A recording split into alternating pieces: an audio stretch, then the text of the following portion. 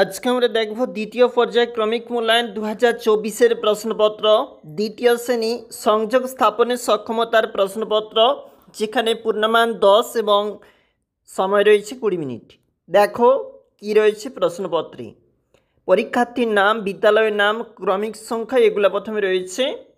একে দাগে রয়েছে বন্ধনীর মধ্য দিয়ে শব্দ নিয়ে শূন্যস্থানে বসাও। পাখি সীমানা মস্ত শূন্যে। বেলুন চড়ে ড্যাশ পাড়ি দেওয়া যায়। থাকার সঙ্গে চলার স্বাদ পেতে বাড়ির উপর ড্যাশ বেলুন বাঁধতে হবে। বেলুন বাড়ির কোনো ড্যাশ থাকে না।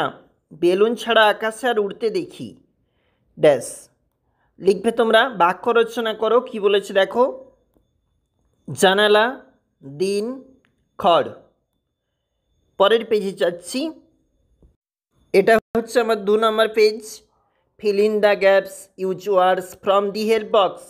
Sink, beaks, wings, nest. দেখো, bird have, birds eat with, birds love, birds live in এবং some birds can sing.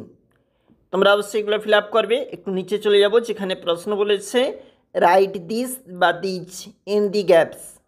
এখানে তোমাকে বসাতে হবে। দেখো, লায়ন, 2 পেন্স, 5 হ্যান্ডস এবং এ ক্যাট এগুলা রয়েছে, তোমাকে এগুলা বসাতে হবে।